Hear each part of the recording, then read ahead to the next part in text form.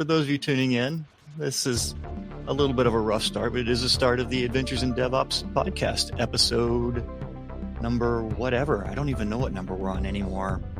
But today's topic, it's a little DevOps therapy session. Joining me in the therapy room today, Warren Parad. What's up, Warren? Hey, you say therapy as sort of a joke there, but I frequently, not as a joke, say the T in my executive title definitely stands for therapist. Right. No, I mean, it was kind of said with humor, but like it's valid, especially today's topic, because I'm really interested in getting perspective from you and Jillian. Welcome to the show, Jillian. How are you? Hello. I'm interested in getting feedback from y'all on this topic because it's a valid thing, and I don't think I'm the first person to ever face this. So I think that's the beauty of having platforms like this, is to get perspective from people that you may not otherwise be able to get perspective from. So, well, I'm not a therapist, so if you have medical needs there, I'm going to have to definitely refer you to a licensed practitioner. Right. I was kind of assuming here I was going to walk out of here with a prescription for something sweet. Are you telling me that that's not true? Well, I think there are a bunch of things that are now legal in your state. So, maybe just look around your local city, municipality, and all your problems could be solved by a short little walk. Dude, that is an understatement for where I live. They have totally embraced the new laws in this town. They haven't in New Hampshire. I have to drive a whole 30 minutes to Massachusetts before I can make those dreams come true. That's horrible, Jillian. A 30-minute drive? Yeah, it's something. It's not even where one of my sisters and my mom's live, so it's not like I'm not there all the time anyways. It's a struggle. When I lived in Arizona, they had an app called Weed Maps that was basically Uber for weed delivery. And you would go and I never used it, but you could go into the app, place your order, and then sometime later, some drug dealer showed up at your house and dropped off what you ordered. I've never used it, but I have extensive. No, I actually advised a guy who was creating a competitor to that company. And yeah. Anyway, on to today's topic before we just get banned from this show for we get other conversations. Yeah. So today's topic is it possible to hire a candidate who is too good for your team? And so let me set the stage here a little bit. It's funny because a few episodes back, I was talking about how I think I'm just kind of tired of writing infrastructure code and looking for something different. And now all of a sudden I'm the manager of the team here. And I'm backfilling the position that I vacated on the team, and we're interviewing candidates. And one of the candidates we interviewed is just an absolute rock star. And I hate to throw that term out, but he really is. He's very passionate about DevOps. He understands the concepts and the principles, and he knows how it relates to the business and the value that his trade brings to making the company a more successful company. And his skills are, not to put my existing team down, but they're like top-notch skills. And so one of the guys on my team who did a technical interview with him came back to me and said, I'm concerned that this guy might be too good for our team, because if we bring him on, it's going to challenge everyone else on the team to bring up their own skill set, because the average skill set is going to be raised now. And I didn't really think that's a horrible thing. It's always good to have that kind of pressure, I think. And but the other point he made, I thought was really valid. Maybe this is the wrong company for that candidate, because we are an early stage startup and a lot of our processes aren't well-defined. And sometimes we have to go forward with things that aren't processes because it's more important to ship the product and get feedback from our customers than it is to build a long-term scalable solution for it, because in reality, in startup world, you may launch your product and it may fail miserably. So you don't want to invest time and effort up front building this super robust pipeline for something that's never going to see, long-term production use. And so that was the part of his feedback that really stood out to me. Like, what if we brought this guy on and he was starting to regret his decision because we don't have enough opportunities to really take full advantage of his skills? And so that's what I wanted to talk about today. Is it possible to hire someone who's too good for your team? And should you do it anyway, or should you pass on that candidate? I'm not sure that it's possible to hire somebody that's too good. Because I know for myself personally, I don't like to be the best person doing the things that I'm doing. I always like working with a variety of people, and other people are always going to be like, there's always going to be somebody who knows more than I do. And maybe that's a personal preference that I just really enjoy working on interdisciplinary teams. But I've worked on enough teams where everybody thinks like that to make me think maybe it's a commonality among tech people that we all like to be learning new things all the time. And that's part of what brings us to tech. So I would say from there, probably not. And I feel like this is maybe a conversation that could be had with the team. You could ask them like, hey, how would you feel about this? Like with your existing team. Just go ask them. Right. I see you thinking heavily over there, Warren. What are your thoughts? Oh, there's so many things here, and I'm trying to limit myself to whatever the most important aspects are. So what I heard, that first thing that you brought up of raising the sort of bar of expectation of what people's levels are. I feel like one of the biggest mistakes is incorrectly leveling someone. So if you have the spot, if you can afford hiring a principal engineer over a staff engineer, even though you thought you only needed a staff engineer, it's fine as long as they get that label and they get the commensurate compensation for it, whatever that is in the environment. If you're not doing that, then there's going to be sort of a mismatch of expectations between what the individual wants and what they could potentially get elsewhere. I think one of the mistakes we tell ourselves is that, maybe in a couple of years they would leave. But in the tech industry, whoever you're going to hire is likely going to leave in a couple of years anyway. So I often like to throw that out. Also, I think one of the worst things to hear ever is you're too qualified for the role we want. And I don't think that's great feedback for the candidate. Especially in whatever market they're in or whatever their circumstances is, they may be willing to take a pay cut for some period of time because of their own personal situation.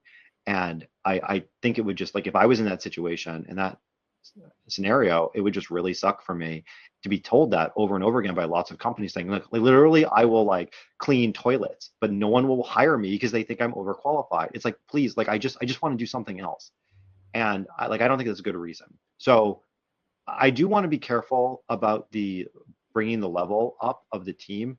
While it is good to push the team members, you have to look at the culture of the individual team members and what their values are, because it can be a real struggle for them if they don't feel like they're prepared or the kind of person that wants to be pushed there. You could be driving a wedge within your team.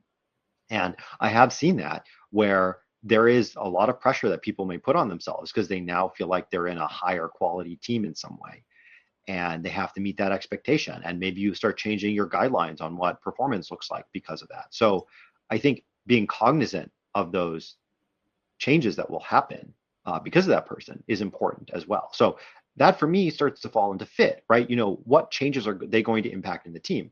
If they're really too good, then of course they're good enough.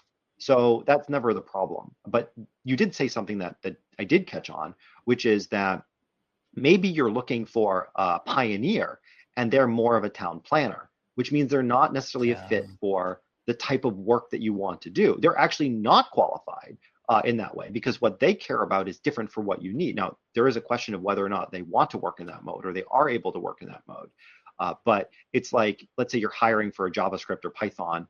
Those are the languages you use, and someone comes in with C# and Java experience, and they're like, oh, I'm super excited to use C# and Java. If you're going to go in the direction of changing your language, that's fine. But if you expect them to change, they have to sort of want to change. And Yeah. so I do wonder whether or not the criteria you have in your job description matches their expectations, or whether or not there's an area to dive down there. So I think there's a couple of different angles that are all worth spending more time thinking about.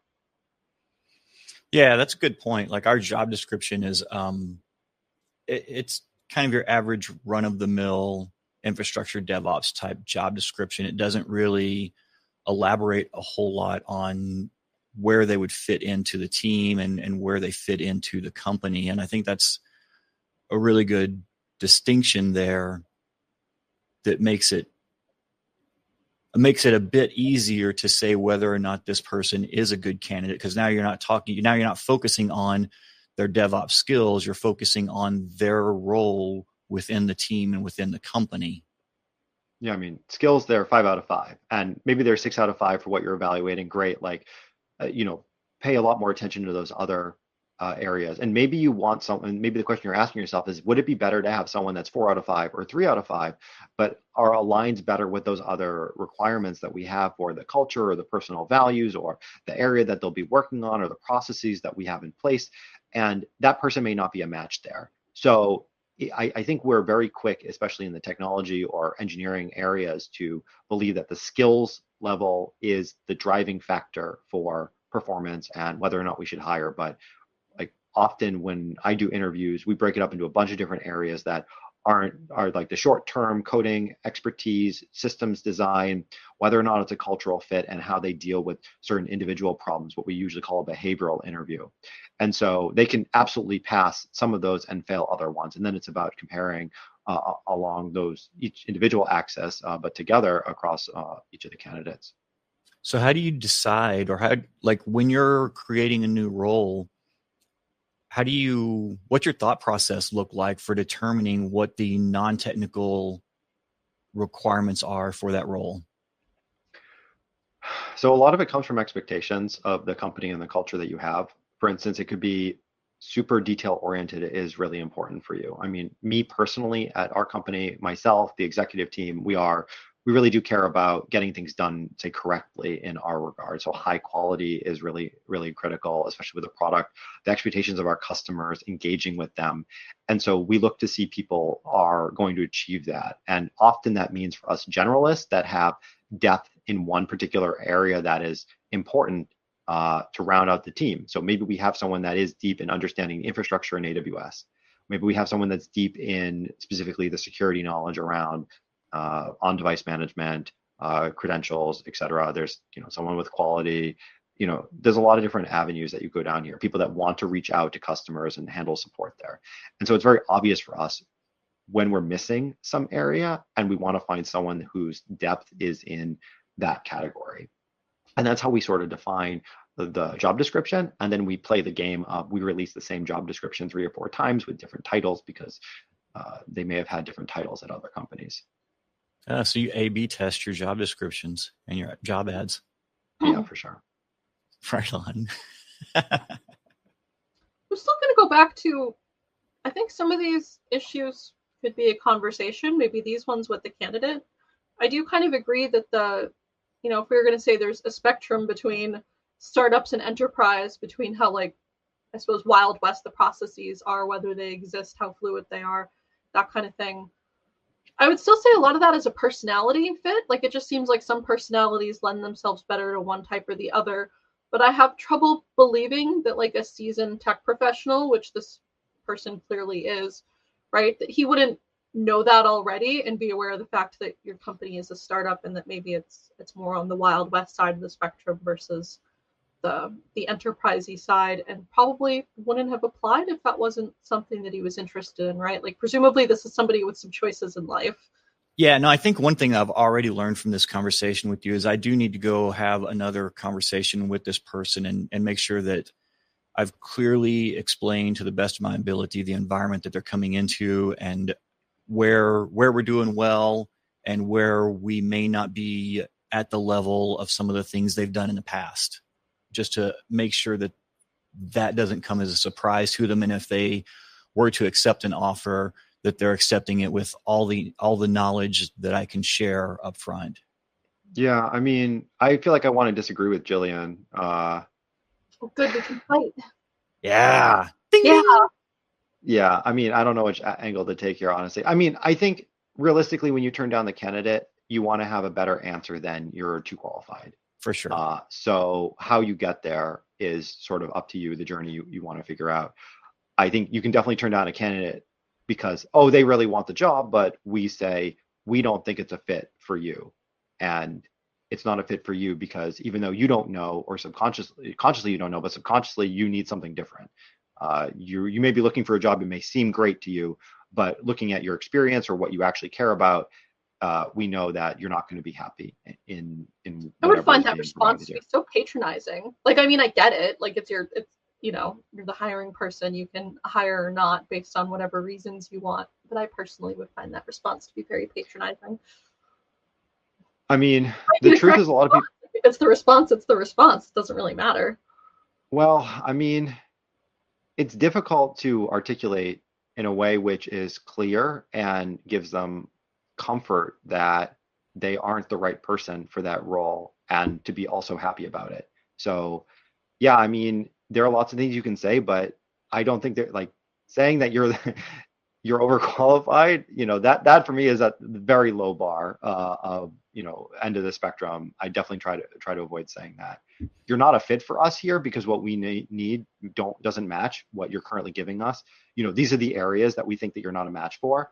I would share that before the end of the interview process, like give them the opportunity to either justify or come around it. And one way that I do that is say, hey, like, we're happy to get you on board if you think that our evaluation is wrong here, but we're going to be looking at this aspect and hoping that we're wrong, that you're correct, and we get through this.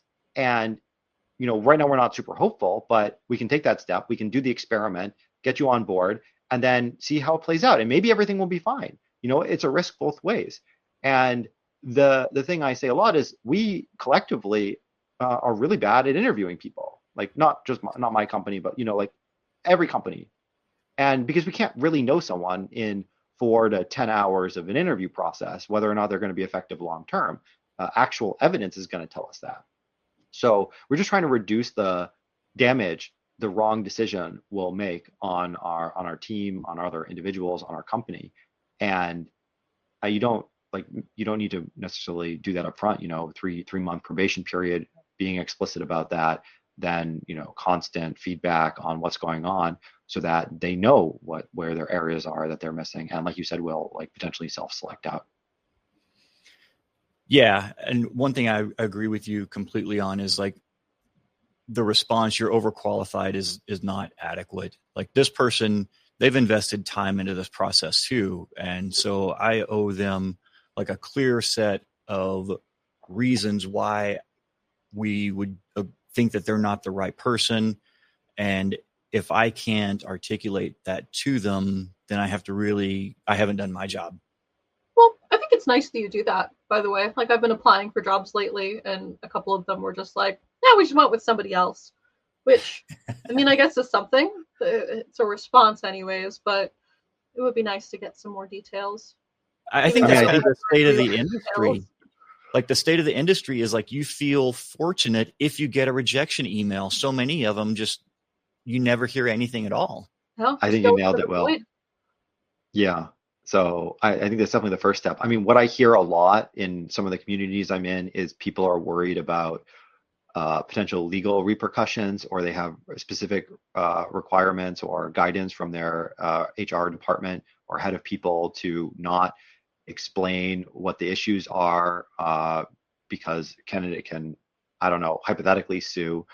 I mean, it doesn't really happen though. It's you're protecting yourself for something that is almost for sure not the case. So I think just trying to actually be a human being and be clear about what the problem is and potentially give someone the opportunity to explain themselves is what I definitely would recommend.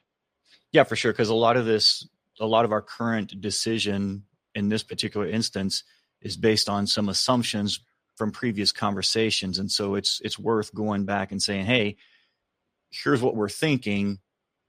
and then maybe learning something different, something that didn't come out in the original set of interviews. Well, I mean, I'd even take it further. Like, how confident are you in your own interview process and in your interviewers that are running that process to be gauging the information you get back as qualified signals on those different avenues? I mean, I know there are certain things that I'm not great at picking up on. And so I need my other interviewers to help me out there. Some things that maybe the question was phrased in a way that the candidate wasn't expecting or wasn't prepared on a certain avenue. And then you maybe double down on whatever they said there, which doesn't match their reality or how they actually think in that moment. Misunderstanding that wasn't qualified. And I think those are the sorts of things where you just end up getting yourself into a bad situation where you're making a decision based off of imperfect data, both in volume, but also in your collection process. And so, if you err on the side of, well, no, actually, we've been doing this for a very long time. We're very comfortable in who the interviewers are and the questions they're asking and how they evaluate those, then, you can be comfortable in the answers you get back. But if I've seen the biggest problem that I usually see in the interviewing is that the interviewers are usually just thrown together. They don't have a lot of experience interviewing. They may be technical, and we're talking about culture or behavioral interviews here, whether or not they're a good fit long-term for the company. They don't have that experience. And sometimes the interviews come down to like a panel interview where you have 2+ people interviewing the candidate, which is just like the numbers are not in the candidate's favor, right? It can be sort of viewed as a hostile environment, and they're getting interrogated. And the questions don't often even give you a good signal there of what's happening. And so like all those things can contribute to getting a confusing response, of which then you really just need to keep diving down into further to qualify that. Yeah, no, that describes our situation completely when you think about it. Like in reality, yeah, because I'm the new manager to the team, and I've made a lot of changes to the team since I've taken over. So there's some uncertainty across the team there, and then we don't interview many people, period, at this company. So we don't really have a strong historical past or historical record of how we've done in interviews in the past. And then let's add one more plot twist to it. We're an early stage startup that's still trying to find out what we do for a living. So it's shifting sands for sure. It's never too late to try to figure out what you want to do with your life. Right? I'm 54 and still trying to answer that question. What do I I'm feeling some pressure though. I'm not gonna lie. I think one of these days we should have a show on making the switch from like the purely technical role to not, because that's something I keep hearing about. Maybe because it's my own personal struggle. But anyways, next show. No, I mean, I think that's an interesting topic. I actually have found that now for the current state of the tech economy, it's going to be less of a question because companies are cutting out what they call middle management, team leads, and are going to a quote unquote flat organization, which is just some made up nonsense. And they're less concerned about having canonical responsibilities that match what we would have historically called career people management. I think that's a pendulum that's going to swing back, though. Maybe not like fully to the extent that it was, maybe let's say like before COVID. Maybe it was too bloated before COVID, but I don't know. I've worked with too many engineering teams. I feel like there needs to be like some level of adult supervision there. So the approach I've been taking with my team and the changes I've made is putting more responsibility and authority on the senior engineers, saying, I don't need to be in a meeting. As a manager, I don't need to be in a meeting unless there's a problem. You own this product. Go meet with the team that builds it and figure out how to get it done and make the decisions that you know how to make. You've been doing this a long time. You know what to do, you know what not to do, and just go do it. And if you're wrong, we'll fix it. Nobody's going to die. Yeah. I mean, I really like the mentality of turn the ship around and pushing delegating down to where the decision should be, which is the information that the people have. So how you select who should be making the decision, along with them having the competence the capability to actually do that. And I think those two are the pillars that David Marquet actually talks about there. And not everyone is at that point, but trying to get them, like as a leader, trying to get them to that point is like the stepping stone to be thought about. And a lot of people are too short-term focused. So like in the perspective of we need to hire someone, conceivably there's some short-term, some mid-term, and some long-term problems that you're looking out for, that you think someone needs to come in and support that because your current team can't handle it in some way. Not this like made up, we need to scale, but realistically, we are going to fail in this particular way. And that's where we need someone to save us. And obviously the short-term mindset, not the best one, but we can hire someone for 3 to 6 months to handle the short-term problem. Or we're going to hire someone, 6 months to a year, a couple of years to handle the medium-term problem. So, I mean, you keep swapping out people for sure, but I think that's sort of how I personally gauge interviews when creating a job description and trying to find that person. So maybe the person you've got, like you said, maybe they're the perfect person six years down the road, or, what they're going to set up for 6 years down the road. Maybe they're not really the startup person. I know when companies started moving to the remote situation, one of the problems that we had initially is a large pool of our potential candidates had never worked in a remote environment. And we had been remote even before the pandemic. And realistically, a big problem is a lot of people are like, oh, remote, that sounds great. And I'm like, okay, but it's different. Working in a startup, for instance, it's different in some meaningful way. And people say, oh yeah, whatever, startup, that's fine. Maybe it's less certainty. I'm like, okay, but you don't really understand what less certainty means in a day-to-day environment. Like you may subconsciously understand that, oh, the job may not be here in 2 years, but that actually means how you work on things is fundamentally different than working in a different stage of a company with different particular problems.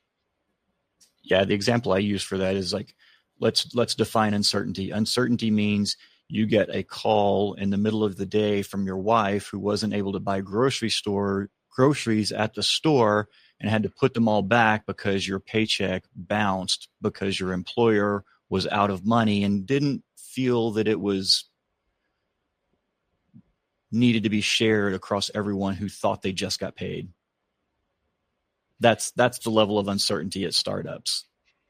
Just for odd, random examples out of nowhere. Alex.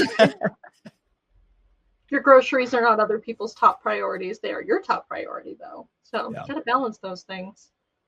I think Warren made an interesting point earlier that, you can hire people short term. I know I've worked for a few companies that almost everybody starts off as a contractor, and that's kind of their way of making sure that you're like a cultural fit.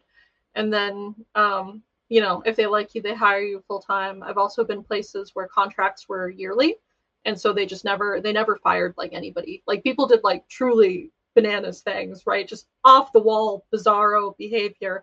Nobody ever got fired because in a year the contract would expire and then off you went. And then they just wouldn't rehire you. So there's plenty of ways around that. Although, of course, that's not what you want to happen, right? You want to hire the right fit and they're there for a couple of years or the duration of the project or that kind of thing. I mean, you brought up a really interesting sort of parallel here with how does the employment contract look like? What is the payment schedule like? What is the legal aspect behind the engagement?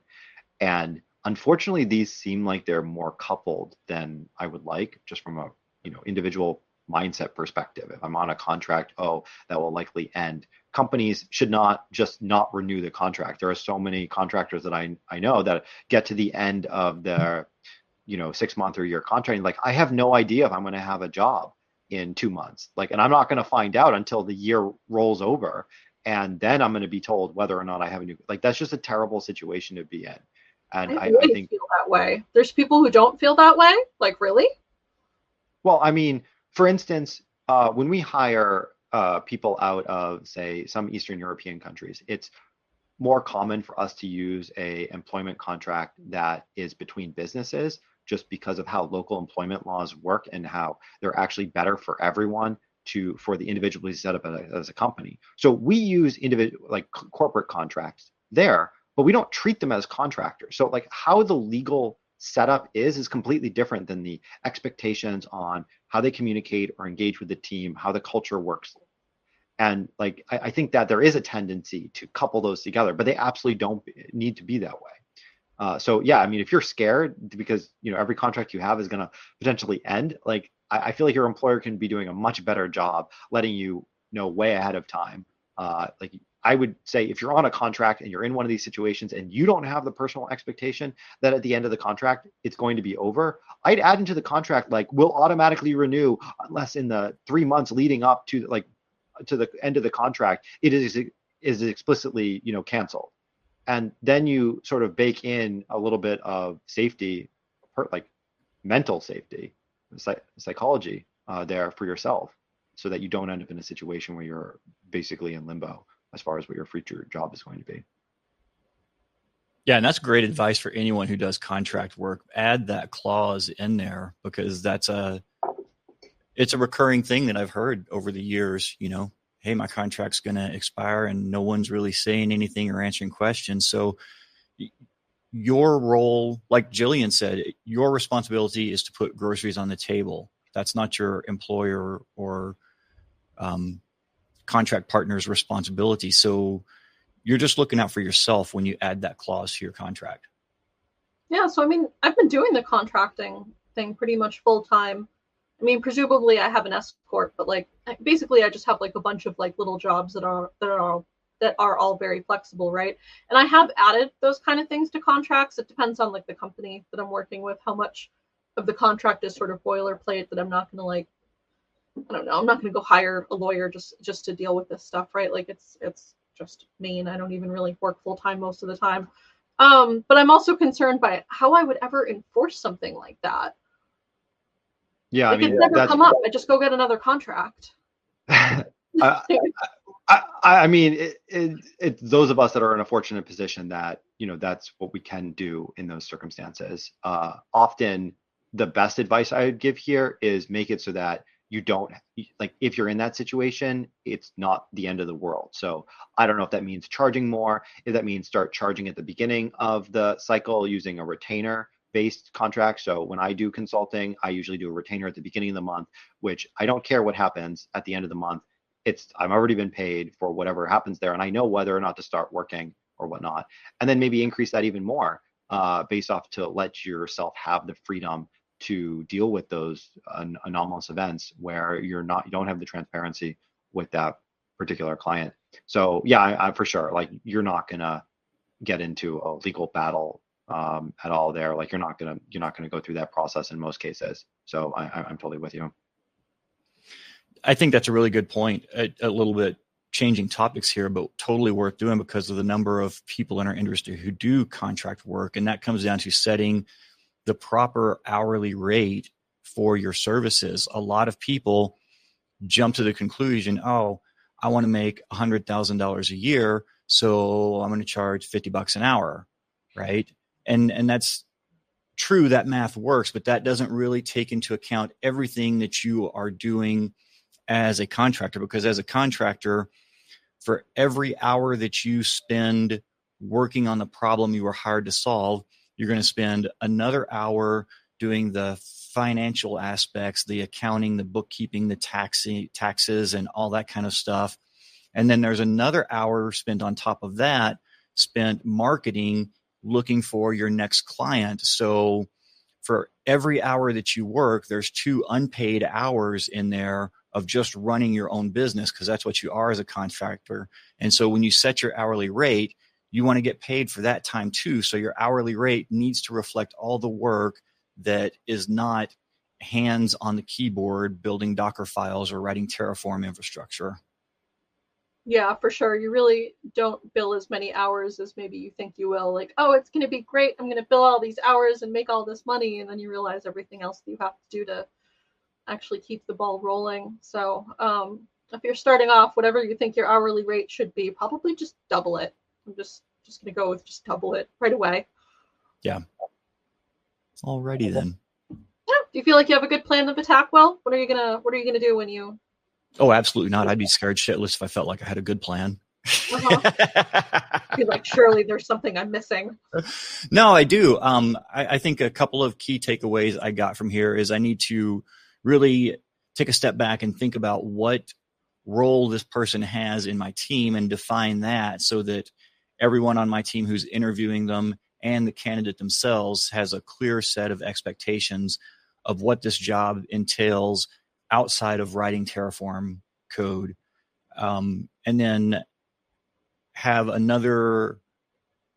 put another step in the process, or maybe just do this one off or whatever. But I need to have another conversation with this candidate and really let them know what we're thinking, why we have those concerns, and give them an opportunity to address those specifically.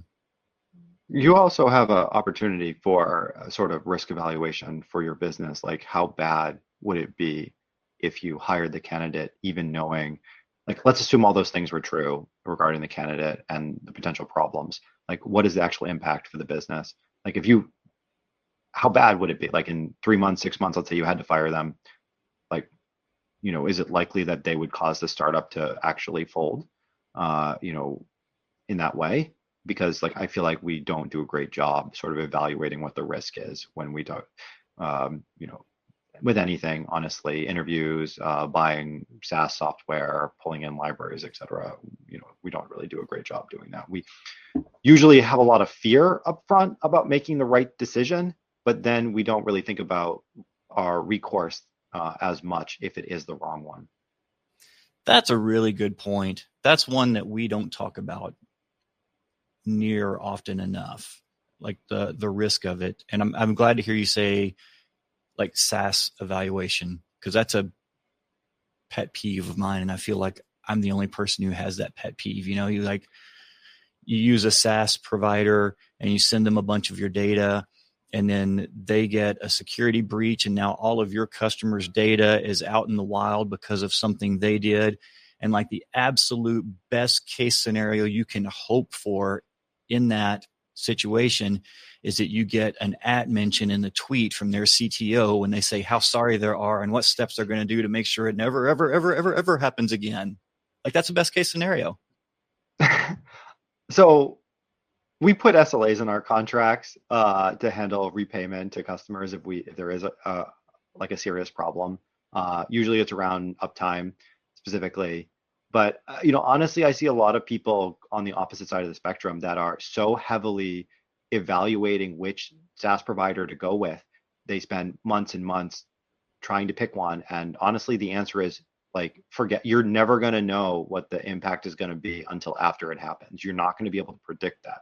Forget it. Like, you're better off just those 2 months that you wasted like tens of thousands of dollars doing that evaluation. Doesn't amount to anything. Just pick one, go forward, see what happens, and then pivot if you need to, because you're not going to be able to figure out what the risk is. There are companies out there with tens of thousands, hundreds of thousands of engineers who have all the certifications in the world trying to prove that they're secure, and they're the ones that are posting, oops, we had another security breach yet again. So I mean, you're not going to be able to evaluate that up front. This is way off tangent, but I'm curious, do you accept negotiations in contracts regarding your SLAs? Like, you say, hey, we promised this with our SLA. This is our commitment to you. If a potential customer comes back and says, that's all cool, but we want this SLA instead, do you entertain those negotiations?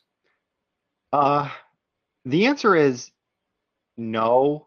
But for two reasons. One, our default SLA is like incredibly high. We are 4.5 nines by default is what we put everywhere. There's no like super enterprise plan where we promise an even higher SLA. So people can't really request that, nor would they need to. And the truth is that just promising a higher SLA, like, you can't even really deliver on that. The SLA is a made up number. We can use our SLIs and whatever our internal objectives are to decide how much we want to be up.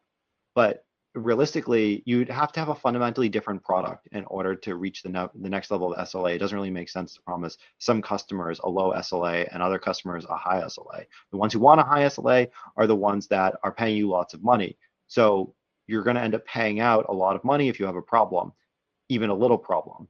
So the ones that don't pay you anything, don't really care what your SLA is, you're not going to end up paying them out a lot anyway, even if you gave them a higher SLA. So it doesn't really make any sense for us to have that disparity and make some companies who are building critical products but don't pay us a lot of money feel like they're second class customers for us. So we don't offer different scales like that. I mean, if someone wanted us to have a higher SLA, I do the never split the difference perspective. This increases the risk for us. So you will pay us more money up front for that SLA, for sure. I have no problem increasing that SLA with a higher upfront cost. And we for sure will make those trade-offs. Usually it's like, do you actually really need that? No, you don't. I mean, your own software isn't even that high realistically. So I don't know why you expect some vendor to be even higher than that. Dude, I love your insights. I love throwing questions like that at you because like the Venn diagram thing of your business skills and your technical skills is pretty cool. I'm bad at both. That's what I'm hearing. But maybe you're bad at both, but the overlap is great. You know, it's interesting because like I was a very technical person. I studied engineering, and then the jobs that I got put into were very customer focused, technical support, not hard software development, or working with the people on the shop floor and manufacturing and building software for them. So I was always uniquely in a situation where I had to fully understand what my customers actually cared about, my users actually cared about, and less about the technology. And I told myself that lie that every engineer that didn't really have a job tells themselves, which is, I just want difficult technical problems to solve. Like, no, you don't. What you want is problems that you think are technically difficult, but you feel like you were able to solve them pretty easily and then pat yourself on the back. I mean, that's what everyone wants. Like, perceive that it's difficult, but then able to actually solve it. And after a while, you're like, I actually don't want complex, difficult problems to solve, because if I have those, it means something is fundamentally broken with what we're doing. For sure. I think that was one of the big insights that helped me on my career, is that no one gives a shit about the Terraform code I write. What they care about is that the Terraform code I write allows them to 10x their customer base without increasing operating costs. That's why I like working with scientists, because like it's a nice humbling experience. And that I know for a fact, if they could get rid of me and do this in like Excel on their laptops, they would. They absolutely would. They would push me out the door. Like, and if I'm really lucky, I might get like a fruit basket or something as I'm being pushed out the door. But I would be gone so fast that it would just be remarkable. So it's good. It's good to always know that if people could solve the problems without technology, they would. Nobody cares about your elegantly abstracted Python classes or something. Good to know. All right. Should we do some picks? Yeah, sure. All right. What'd you bring, Jillian? I forgot again. I had one. I was thinking about one during the week, and I was like, this is going to be a great pick for the show. All right. I love how she was. I have a futon mattress that I bought from Amazon, and that thing is great for yard naps. So I've just been like throwing my tarp outside and then putting the futon mattress out, and then I just like lay around on that thing all day, and it's great because it is unseasonably warm for November in New Hampshire, and it's like the best thing ever. I was dog sitting one day, and the dog really appreciated it too. It was lots of fun. Had friends over, they've taken yard naps. It's been a good time. Amazon futon mattress for yard naps. Yeah. All right. That's it. That's the pick. It was great. I'm in. Best $50 I ever spent. We have snow on the ground, so I'm not going to exercise that pick right now, but I'll check back this spring after things start warming up. And springtime, you'll be there. All right, Warren, what'd you bring? I feel like you can put the tarp on top of the snow if it's not melting, and then on top of that. So there you go. Yeah. I was thinking the temperature is probably more the limiting factor than the snow, to be honest. Well, if you have the futon, then you don't get cold. So presumably, I bought it. No, it's camping. Cold everywhere out there. It's cold everywhere, not just on the ground. Okay, that's true, but that's what really makes you cold if you go camping. Is like when you're laying on the ground, is that it's the ground that's cold. So if you have the mattress, then you have like a buffer between you and the cold. Yeah, I think I'm not quite climatized from Arizona for that yet. Okay. You still need some time, huh? Yeah. Oh, then the other pick is that I got a heated mattress pad, and this thing is great. This is like this might be better than the yard mattress futon thing. It's very nice. I feel like the secret pick is both of those together. First the tarp, then the mattress, then the heated mattress pad, then the futon, and then you're golden. Yeah, that's it. That's like the perfect combination. That's what I need. So you can bundle it and then create an Amazon affiliate link and then just post that in the show notes. I could. Because this could be like the money-making, forget all these technical skills that I presumably have. This could be the money-making scheme of my dreams. Right? All right, Warren, what'd you bring? Yeah. So first, a statistic, which is just really shocking for me. Some research that had been completed recently shows us that about 0.5% of our brain matter is now composed completely of plastics. 0.5%. I mean, that's like a ridiculously high number. Like, it's just so high. I can't believe. I think the study, the scientist was saying, I even can't believe these words are coming out of my mouth right now. Like, it's so shocking to have read like what we actually discovered here. That is just so high. So like, I don't have any real solutions for that other than like, stop using plastic in every way. Like, everything you buy, just like cancel. But my pick is going to be something that I started only recently, a couple years ago, which is to help combat the forever chemicals that we may consume from the baking papers and pans and whatever plastics are in the air that get into our lungs and end up in our brain. And that's blood donation, for sure. Like, the medieval times, they had something, bloodletting. You'd go and get yourself drop some quarts of blood on the floor, some liters, and anything that's in there that needs to get out, for sure will. Although, you can donate your blood to a hospital or clinic that absolutely needs it in case of some sort of emergency. So it's a double win. You get to remove some forever chemicals from your body that are likely going to be responsible for some part of your eventual death, and also help the community out at the same time. Right on. I like that. Is that like a thing that works though? Because your body is making new cells and new tissue and new everything all the time. Like the meat sack that is you is not the meat sack that was you 10 years ago, right? So does it actually get rid of the plastics or the forever chemicals if you're... They're in your bloodstream, for sure. I feel about like releasing blood, but releasing blood, sure. Well, some of us, about 50% of the population, have a built-in genetic strategy for constantly getting rid of blood, which includes whatever permanent chemicals may be built up there. But for sure, anything in your bloodstream that is there is going to get removed. I mean, not a huge amount, like 1 liter out of a small number, a small amount that actually exists in your body. But it's not like your bone marrow is producing plastic-based blood cells there. So you are removing a volume of liquid which does contain in it forever chemicals that have no other way out of your body because your body isn't filtering them out. Yeah, I gave blood the other day and there was like a Hershey's wrapper that came out. That's probably a lot of my bloodstream as well. It's like just chocolate and candy and junk. A shocking amount. All right, so my pick. I'm picking a book by Timothy Leary, and it's called The Psychedelic Experience, a manual based on the Tibetan Book of the Dead. And it's been really entertaining. I'm only about halfway through it, but it's been super entertaining.